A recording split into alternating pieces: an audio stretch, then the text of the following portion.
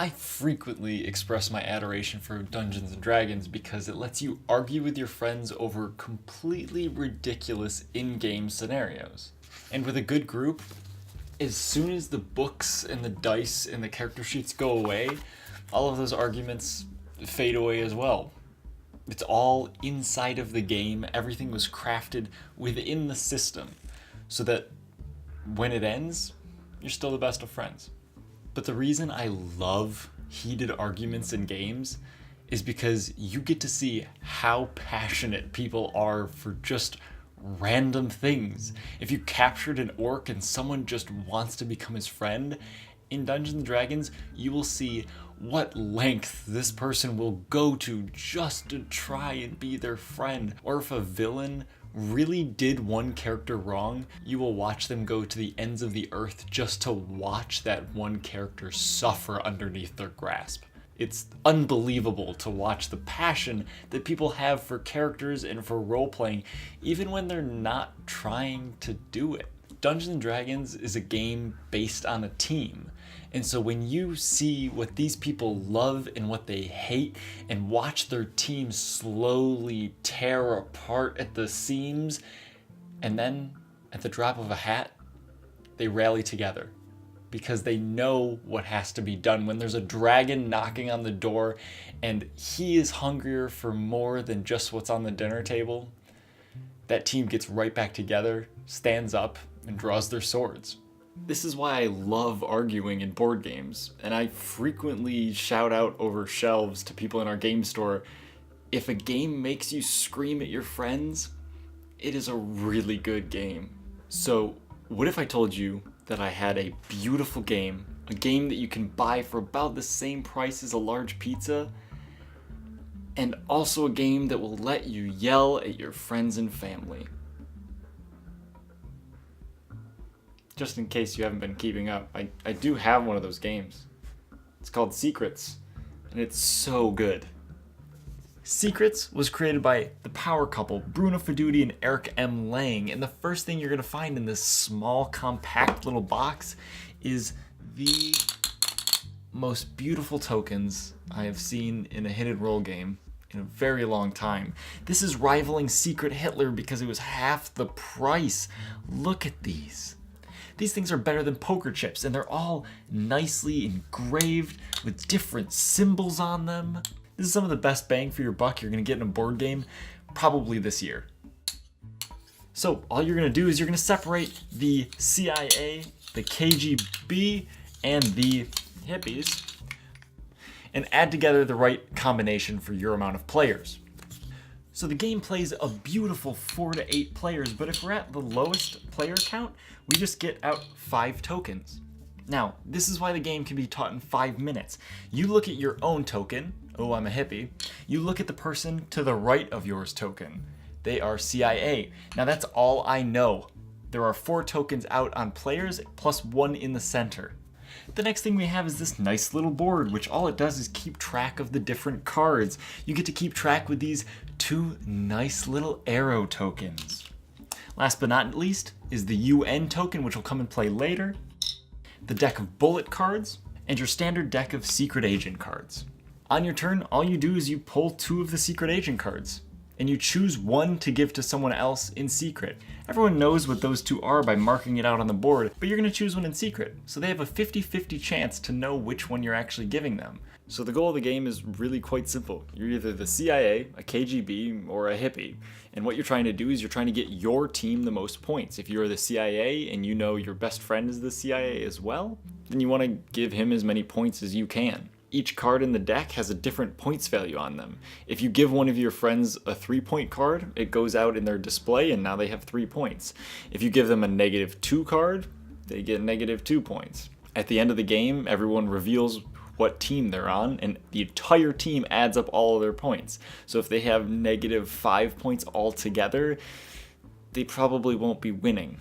However, in this game, obviously secrets are good, because if you're the hippie, if at the end of the game you have the least amount of points out of anyone, even the other hippies, you win the game alone. You just want to lose the hardest. So when you draw your 2 cards, everyone gets to see what they are. But then in secret, you can choose which one to give someone. And you can tell them whatever you want. So if I tell you, we're both on the same team because I saw your thing, you are the CIA, I'm the CIA. If I give you the politician, just accept it because I'll be giving you 3 points. And then they say, yeah, sure, I'll accept it. Turns out, you are the KGB, you gave them a detective, and now they have -2 points. Simple as that. But where things start to get really cool is at the bottom of every card, there's a little symbol that just explains a different type of action that that person can take as soon as it reaches their display in front of them. So if that person who just got the detective got -2 points, they also get to look at any token on the table, including their own. Because sometimes your tokens will get switched around and you won't even know who you are because you can't look at them unless you have the detective. The politician is another one. This one, whenever it ends up in your display, you have to put it in someone else's display, and then you get to look at their token. There's a whole slew of weird effects. Like, the scientist is worth 5 points, but if you get 2 of them in your display at any point in time, all of your cards flip over and now they're worth nothing. The psychiatrist gets you -1 point, but you also get to switch any 2 tokens on the table you want to. Can you see why people are going to start yelling at each other? The assassin is worth 0 points. But there's this big bullet token, which means you get to take one of the bullets off of the bullet deck and just slide it into someone else's display. And they don't know what's on it, and they can't flip it over until the end of the game. There's either a 0, a -1, -2, or a -3 on them. So it's gonna be bad regardless. And one of my all-time favorites is the journalist. All this one does is you pick up your token and you show it to the rest of the table, but you don't look at it yourself.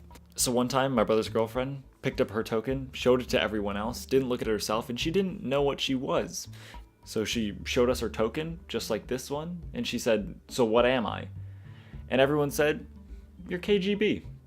She kept racking up as many points as she could for the rest of the game, trying to collude with the other KGB members. And we don't know why we lied to her. We just did. And then the last token in the box is the wonderful UN. And what the UN does is, whoever has the least amount of cards overall in front of them, they get to take this token. And whenever someone offers a card to someone else, they can just intervene and just take the card. So if someone says, "I'm going to give you the scientists, Ben," Megan can just go, "Nah, I'll take it instead," and just take it from them. The great part about all of this is whenever you offer someone one of these cards face down, they can just say, "No, I don't want it." And then whatever that card is that they're offering you, they have to take and put in their display. So if you think someone is lying to you, just don't take their crap.